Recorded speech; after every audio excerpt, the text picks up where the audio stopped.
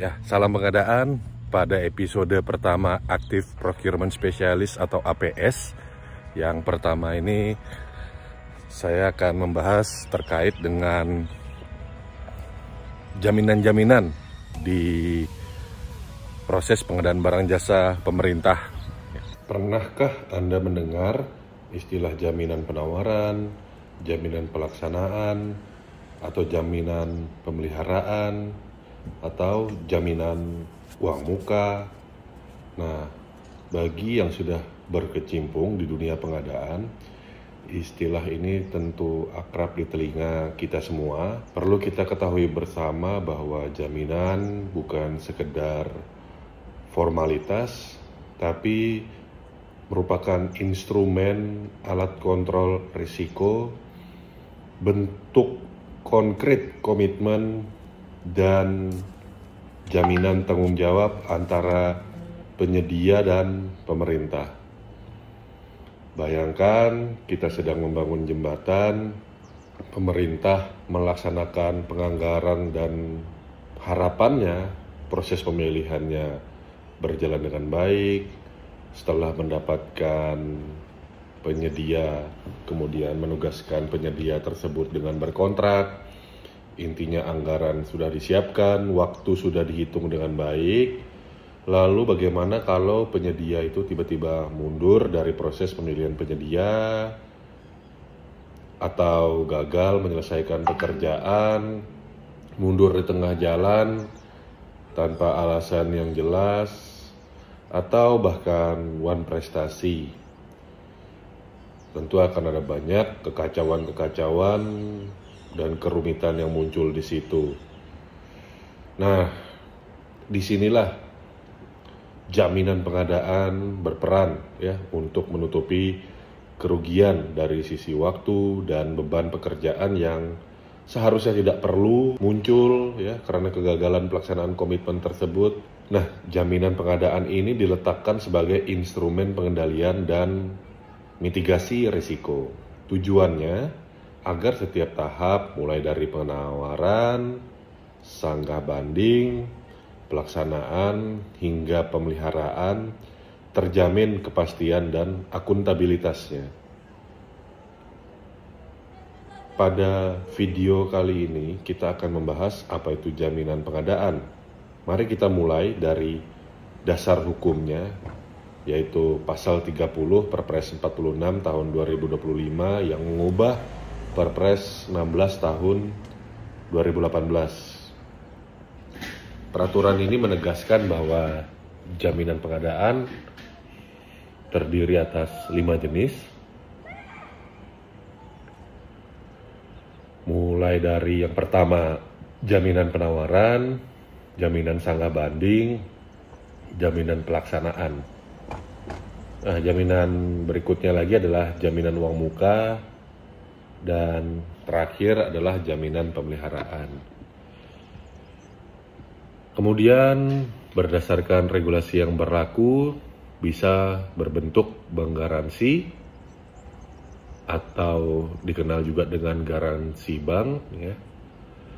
Lalu bentuk berikutnya lagi adalah surety bond atau asuransi jaminan yang memang keduanya harus bersifat tidak bersyarat, mudah dicairkan, dan wajib dicairkan paling lambat 14 hari kerja sejak surat perintah diterima. Lalu penerbit jaminan ini tadi tentunya sudah diatur ya berdasarkan regulasi. Secara gamblangnya saya menyebutkan bahwa mereka yang bisa menerbitkan jaminan ini adalah pelaku usaha di sektor keuangan yang diawasi oleh Otoritas Jasa Keuangan. Kalau berdasarkan peraturan presiden ya, perusahaan penjaminan, perusahaan asuransi, dan lembaga keuangan khusus yang menjalankan usaha di bidang pembiayaan, penjaminan, dan asuransi untuk mendorong ekspor Indonesia sesuai dengan ketentuan peraturan perundang-undangan di bidang lembaga pembiayaan ekspor Indonesia. Ini pada dasarnya mereka adalah merupakan perusahaan penerbit jaminan yang memiliki izin usaha di sektor keuangan, jasa keuangan, dan pencatatan produk suretisip di Otoritas Jasa Keuangan. Selain itu, maka tidak diperkenankan. Nah, kita lanjut ke inti dari pembahasan. Berdasarkan regulasi yang berlaku, jaminan-jaminan tadi ada 5. Yang pertama adalah jaminan penawaran. Ini disebutkan di pasal 31, ya, digunakan pada tender pekerjaan konstruksi atau pengadaan dengan jenis pekerjaan yang terintegrasi. Nah, kemudian pemberlakuannya ya dengan nilai HPS atau pagu anggaran untuk pekerjaan terintegrasi di atas 10 miliar. Nilainya antara 1% hingga 3% dari nilai HPS untuk pekerjaan konstruksi. Kemudian untuk pengadaan terintegrasi ya, karena basisnya adalah pagu anggaran, maka bukan HPS yang menjadi dasar penetapan nilai dari jaminan penawaran, sehingga khusus pengadaan terintegrasi ini nilainya antara 1% hingga 3% dari pagu anggaran. Tujuan dari jaminan penawaran ini sudah jelas ya, untuk mencegah penyedia yang ingin menarik penawaran tanpa alasan yang logis begitu ya, atau dengan bahasa lainnya ya suka-suka saya karena saya nawarnya paling rendah, jauh di antara kompetitor saya yang lain, maka saya mencabut penawaran saya. Kalau itu sampai terjadi, maka kelompok kerja pemilihan berhak mencairkan jaminan penawaran tersebut. Lalu ada jaminan sanggah banding. Ini juga berlaku hanya untuk pekerjaan konstruksi, ya. Nilainya 1% dari HPS kalau pekerjaan jenis pengadaannya adalah pekerjaan konstruksi, atau dari pagu anggaran untuk pekerjaan terintegrasi. Fungsi dari jaminan sanggah banding ini tadi, ya, karena sanggah banding hanya ada di pekerjaan konstruksi dan umumnya pekerjaan konstruksi itu memerlukan waktu yang lama, sedangkan proses sanggah banding ini menghentikan proses pengadaan secara sementara, maka perlu ada kompensasi begitu ya, ketika memang ada penyedia yang melakukan sanggah banding. Sanggah banding ini kan memang merupakan sebuah kesempatan yang diberikan, ada kemungkinan begitu ya kelompok kerja pemilihan melakukan kesalahan dalam proses pemilihan penyedia, maka sanggah banding ini naik begitu ya, dari yang kalau sanggah yang biasanya dijawab oleh kelompok kerja pemilihan, ini naik kepada otoritas yang lebih tinggi, kuasa pengguna anggaran. Kalau tidak ada kuasa pengguna anggaran, maka naik lagi ke pengguna anggaran. Karena memang hadir sebagai bentuk untuk melaksanakan akuntabilitas dalam proses pemilihan penyedia di pekerjaan konstruksi, tadi menjadi dihentikan sementara nih untuk menjawab sanggah banding itu tadi. Tapi tetap hal ini perlu dibuka begitu ya, proses sanggah banding ini tadi, karena fungsinya untuk memastikan bahwa peserta yang mengajukan sanggah banding mendapatkan transparansi dan akuntabilitas pengadaan publik. Oleh karena itu, karena menghentikan proses ini tadi, maka perlu penyedia yang mau melakukan sanggah banding tadi menyertakan, jaminan sanggah banding ini berfungsi untuk memastikan bahwa peserta yang mengajukan sanggah banding ini melakukannya dengan tanggung jawab, bukan cuma sekedar karena tidak puas dan asal menggugat tanpa dasar ya. Jaminan sanggah banding ini tentunya sama dengan jaminan yang lainnya ya, wajib asli ditujukan kepada kelompok kerja pemilihan dan harus diterima ya sebelum batas waktu sanggah banding ya. Jika sanggah banding dinyatakan tidak dapat diterima berdasarkan jawaban kuasa pengguna anggaran, atau bila tidak ada kuasa pengguna anggaran maka oleh pengguna anggaran, jaminan tersebut akan dicairkan dan disetorkan ke kas negara atau kas daerah. Sebaliknya, jika sanggah banding ini benar dan dapat diterima, maka jaminan sanggah banding tersebut akan dikembalikan kepada pelaku usaha peserta pemilihan. Kemudian berikutnya lagi adalah jaminan pelaksanaan. Ya. Pada prinsipnya ini berlaku untuk kontrak dengan nilai di atas 200 juta rupiah. Kemudian tidak diperlukan ya bila aset penyedia ini tadi dikuasai langsung oleh pengguna barang jasa khusus pada jenis pengadaan jasa lainnya. Misal sewa gedung atau sewa kendaraan karena asetnya ini dikuasai oleh end user atau pengguna barang jasa, maka tidak diperlukan. Ya, kalau kita sewa kendaraan misal dalam setahun kontraknya itu 500 juta begitu ya. Kemudian kendaraan tersebut kan diserahkan kepada end usernya. Ya. Maka barang jasa itu tadi ya sudah tidak memerlukan kontraknya tadi, maksud saya kontraknya tersebut tidak memerlukan jaminan pelaksanaan. Karena aset kendaraan itu tadi sudah diserahkan kepada pengguna barang jasa. Nah, besaran dari jaminan pelaksanaan kalau penawarannya itu tadi wajar, yaitu antara 80 sampai dengan 100% dari HPS untuk pengadaan yang bersifat tunggal, atau kalau yang pengadaan barang jasa terintegrasi 80 sampai dengan 100% dari pagu anggaran, maka jaminan tersebut nilainya 5% dari nilai kontrak. Tapi kalau penawaran tersebut di bawah 80% dari harga perkiraan sendiri atau HPS, atau kalau pada saat pengadaan terintegrasi ya, itu di bawah 80% dari pagu anggaran ya, maka jaminan ini menggunakan bukan 5% dari nilai kontrak, tapi 5% dari HPS untuk yang jenis pengadaan tunggal, atau 5% dari pagu anggaran kalau untuk pekerjaan terintegrasi. Ya, ingat sekali lagi untuk pekerjaan terintegrasi, baseline perhitungan jaminan itu menggunakan pagu anggaran ya. Nah, jaminan ini berlaku sampai dengan serah terima pada pengadaan barang jasa lainnya, pengadaan barang ya sampai serah terima. Kalau untuk pekerjaan konstruksi, jaminan ini berlaku sampai dengan serah terima pekerjaan pertama atau provisioning handover. Itu untuk jaminan pelaksanaan. Bagaimana untuk jasa konsultansi gitu?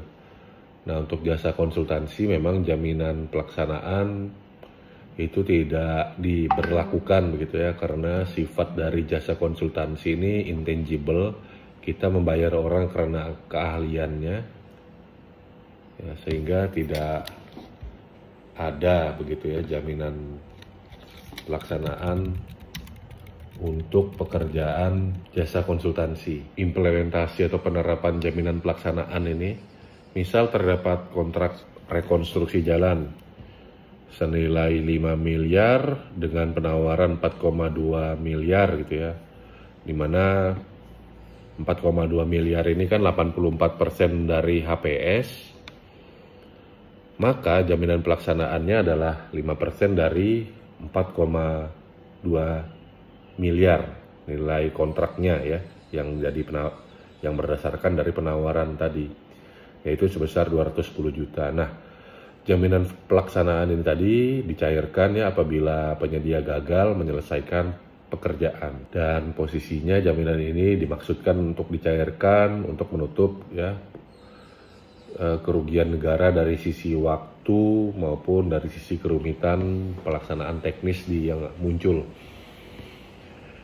Nah, kemudian jaminan berikutnya lagi adalah jaminan uang muka, yaitu jaminan yang diserahkan oleh penyedia kepada PPK senilai uang muka yang dibayarkan kepada penyedia. Ya.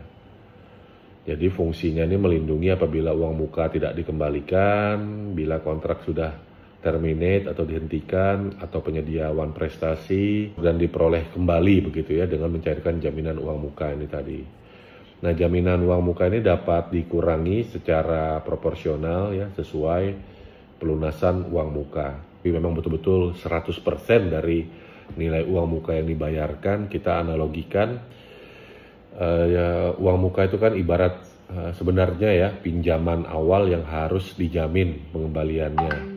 pemerintah memberi uang muka agar proyek itu tadi, pekerjaan-pekerjaan persiapannya bisa segera dilaksanakan, proyek cepat dimulai. Nah, tapi tentunya fleksibilitas tersebut ya tentunya juga tetap perlu adanya pagar pengaman agar uang tersebut tidak hilang dibawa lari oleh pelaku usaha yang menjadi penyedia. Kemudian ada jaminan pemeliharaan. Nah, ini diberlakukan untuk pekerjaan konstruksi atau jasa lainnya yang memiliki masa pemeliharaan selepas dari provisioning handover atau serah terima pertama dengan nilai 5% ya, dari nilai kontraknya. Nah, ini dikembalikan ya 14 hari kerja setelah masa pemeliharaan selesai.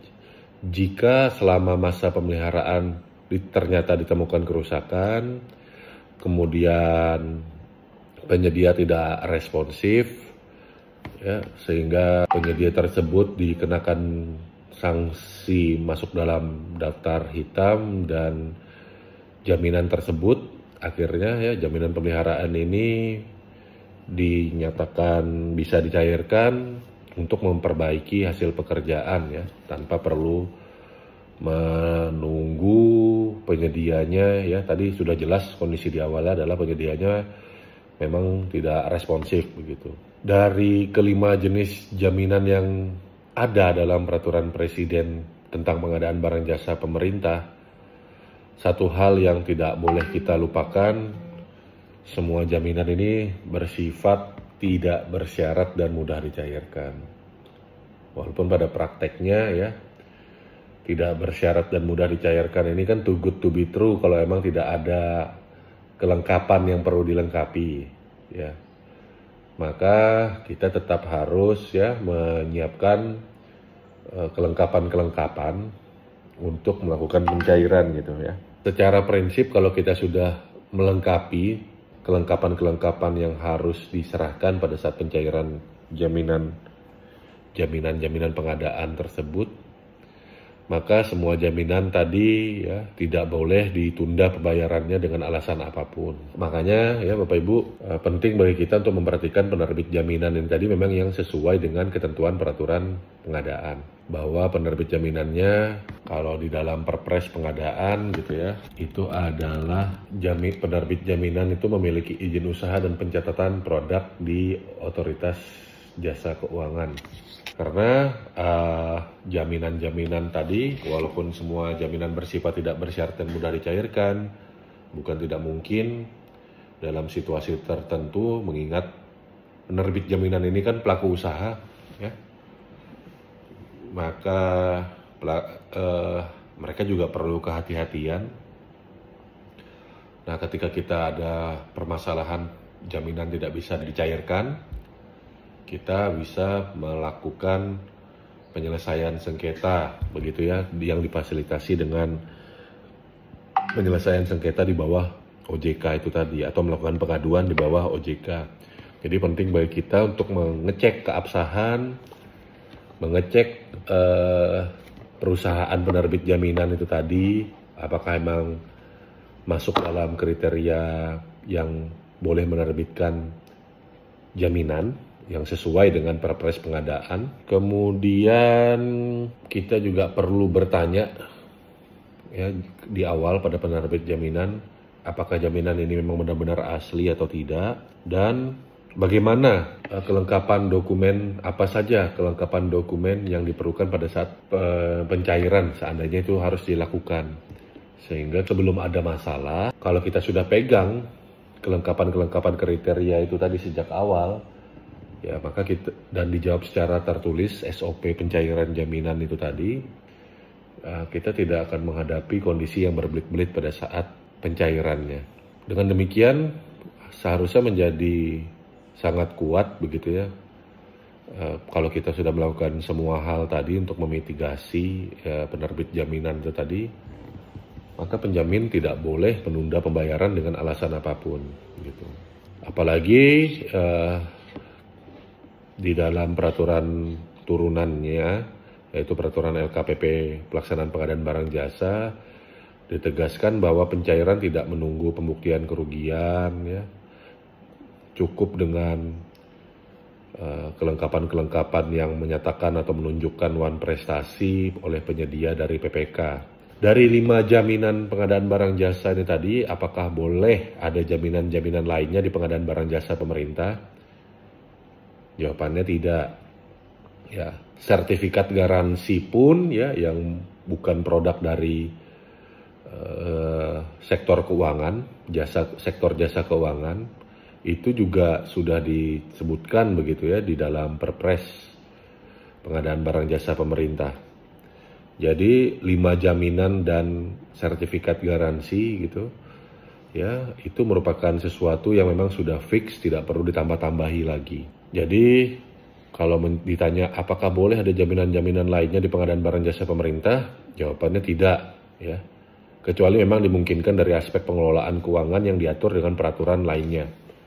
Tapi itu juga bukan lagi aspek pengadaan barang jasa, tapi aspek keuangan. Misalkan dulu sebelum tahun 2023 itu Menteri Keuangan mengeluarkan peraturan Menteri Keuangan terkait dengan mekanisme pembayaran pekerjaan yang melampaui tahun anggaran dan diberikan kesempatan.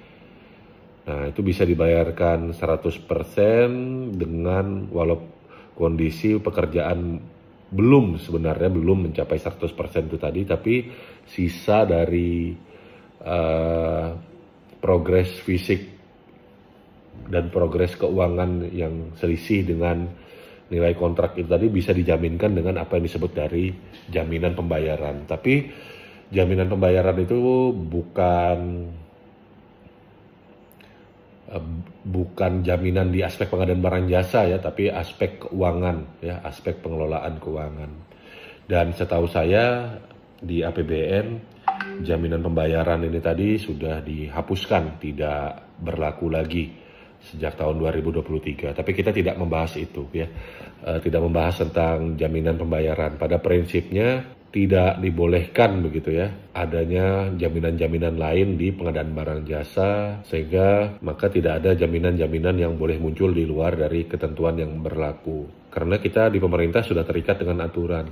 Bagaimana dengan contoh misalkan kita mau menggunakan jaminan uang mukanya berupa produk selain dari produk yang disebutkan diterbitkan oleh perusahaan penjamin gitu. Misal si kontraktornya memberikan emas ya, nilainya sesuai atau di atas dari nilai yang seharusnya jaminan nilai dari rupiah jaminan tersebut, ya tetap tidak diperkenankan ya. Jadi nggak ada jaminan di luar ketentuan. Kita harus strict ikut peraturan presiden tentang pengadaan barang jasa. Sehingga jawabannya tegas, tidak boleh. Ingat sekali lagi Bapak Ibu, pasal 30 di peraturan presiden tentang pengadaan barang jasa sudah menyebut secara limitatif bahwa jaminan pengadaan hanya terdiri dari 5 jenis, yaitu jaminan penawaran, jaminan sanggah banding, jaminan pelaksanaan, jaminan uang muka, dan jaminan pemeliharaan yang sifatnya tadi tidak bersyarat, mudah dicairkan. Kemudian juga perusahaan penjamin tadi ya ada di bawah pengawasan OJK ya. Artinya daftar-daftar jenis-jenis jaminan di pengadaan tadi yang 5 hal tadi bersifat tertutup atau closed list. Tidak ada ruang untuk menambah bentuk jaminan lain seperti jaminan kinerja tambahan misalkan, jaminan keterlambatan ya, atau istilah-istilah lain yang tidak disebutkan dalam regulasi. Kenapa sih kok dilarang gitu? Karena ya sistem pengadaan pemerintah itu dibangun atas asas transparansi, akuntabilitas, dan kepastian hukum. Makanya diatur. Diaturnya pun bukan diatur suka-suka gitu ya, tapi diatur dalam produk hukum, yaitu peraturan presiden. Ini menjamin kepastian hukum. Jika setiap instansi membuat jenis-jenis jaminan tambahan, maka akan muncul ketidakseragaman prosedur dan dokumen.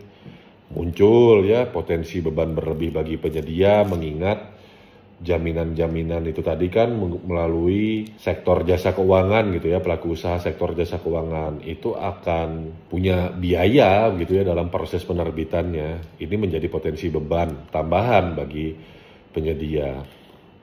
Dan tentunya menambah-nambah jaminan yang di luar dari clause list 5 jaminan yang sudah diatur di Perpres ini akan membuka ruang interpretasi yang tidak jelas ya, yang bisa mengganggu keadilan kompetisi maupun akuntabilitas di pengadaan barang jasa. Bapak Ibu, saya juga perlu sedikit mengingatkan kondisi bahwa atau ruang bahwa setiap instansi dapat membuat aturan tersendiri di pengadaan barang jasa pemerintah itu juga sudah dihilangkan di Perpres 46 tahun 2025. Kalau saya tidak salah ingat di pasal 86 di Perpres 46 tahun 2025 itu sudah dihapus ya, terkait dengan kewenangan dari menteri, kepala lembaga, kepala daerah untuk membuat peraturan pelaksanaan dari pengadaan barang jasa. Sehingga tidak ada lagi ruang kewenangan selain dari LKPP, dari aspek pengadaan pemerintah, atau dari Kementerian Keuangan, dari aspek keuangan APBN maupun Kementerian Dalam Negeri dari aspek keuangan APBD ya, dalam membuat peraturan pelaksanaan terkait dengan pengadaan barang jasa. Ya. Jadi nggak bisa nih pemerintah kabupaten saya, misalkan Kabupaten Kutai Barat mau membuat peraturan pengadaan ya, yang menambah-nambahi misalkan ya, menambah-nambahi proses jaminan yang tidak ada begitu ya, seperti jaminan kinerja tambahan gitu. Nah, itu tidak diperkenankan. Atau ya di luar dari jaminan, misalkan kalau kita berbicara konteksnya pembuatan regulasi tambahan ya, membuat metode kualifikasi yang berbeda dari Perpres gitu ya. Jadi ada pasca kualifikasi, ada prakualifikasi. Nah, kemudian nanti ada lagi dibuat gitu ya di kabupaten saya misal tambah prosedur mid kualifikasi gitu ya. Jadi di tengah-tengah dilakukan proses kualifikasinya ya. Ini contoh kira-kiranya gitu ya. Misalkan LKPP melalui peraturan lembaga nomor 12 tahun 2021 atau peraturan lembaga tentang pelaksanaan pengadaan barang jasa melalui penyedia juga sudah menegaskan bahwa fungsi dari jaminan ini adalah sebagai instrumen pengendalian resiko, bukan alat untuk mempersulit pelaku usaha. Karena itu seluruh jaminan yang di luar ketentuan yang tidak memiliki dasar hukum berpotensi ya, tapi ya itu tadi ya, berpotensi menjadi temuan audit atau pelanggaran administrasi. Saya masih menyebutkan ini potensi karena kalau kita perhatikan ya di dalam peraturan Presiden tentang pengadaan barang jasa pemerintah ya ada memang pasal 9 ayat 1 huruf F2 begitu ya, tentang kewenangannya PA, menyesuaikan prosedur, tata cara, tahapan, metode, jenis kontrak, dan atau bentuk kontrak pada proses pengadaan dengan pertimbangan untuk mengisi kekosongan hukum dan atau mengatasi stagnansi pemerintahan guna kemanfaatan dan kepentingan umum. Nah, soal jaminan ini kan sudah tidak ada kekosongan hukum, tapi kan ada kemungkinan stagnansi pemerintahan guna kemanfaatan dan kepentingan umum. Nah, bisa jadi ya, memang kalaupun seandainya kepepet-kepepetnya PA begitu ya, membuat sebuah jaminan yang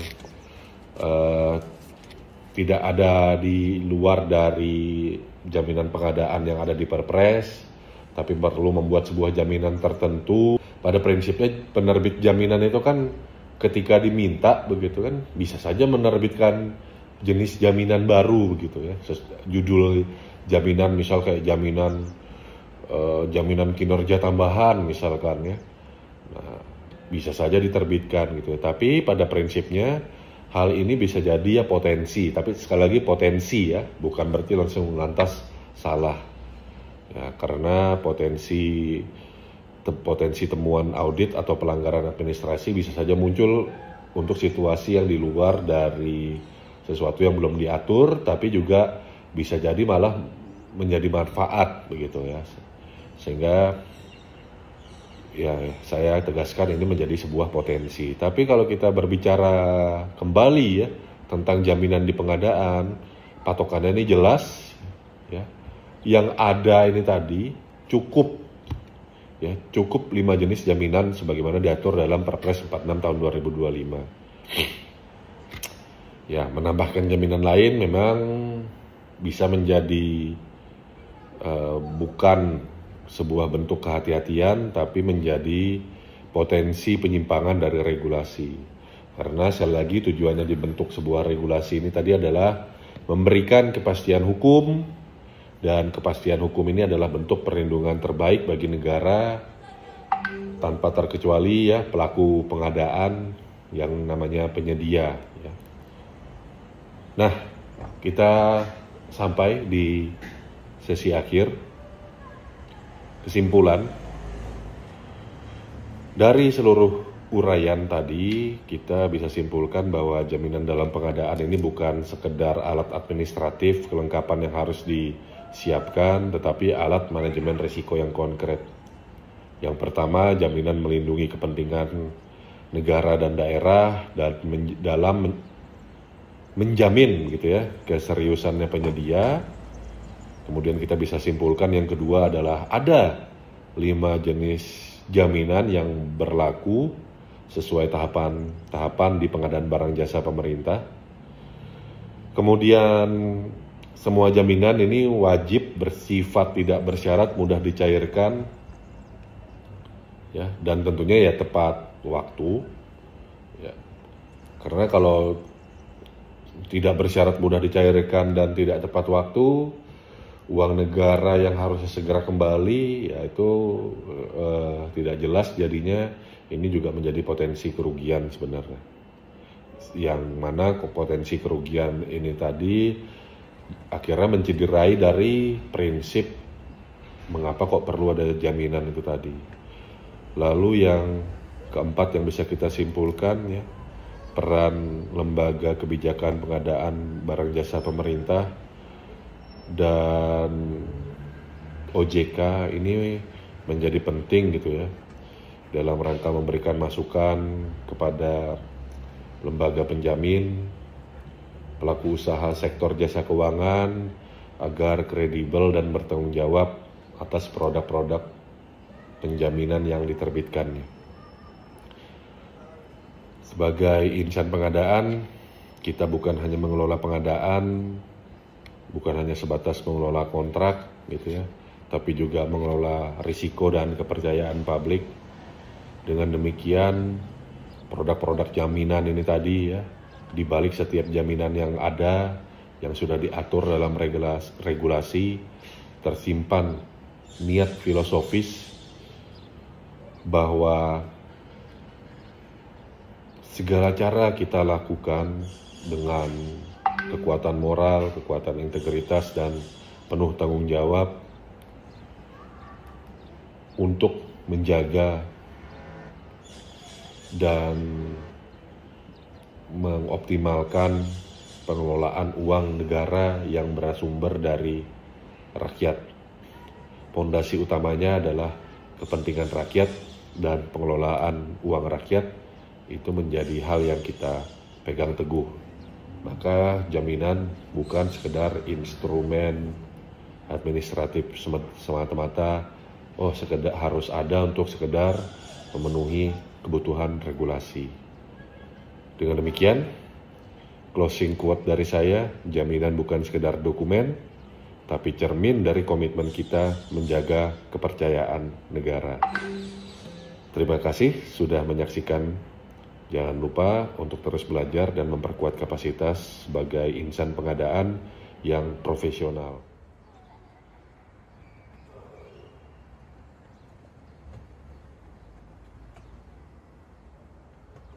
Video ini semoga apa yang kami sampaikan bermanfaat. Nantikan sesi-sesi video Active Procurement Specialist APS berikut-berikutnya. Tetap semangat, tetap sehat, tetap berintegritas, dan salam pengadaan.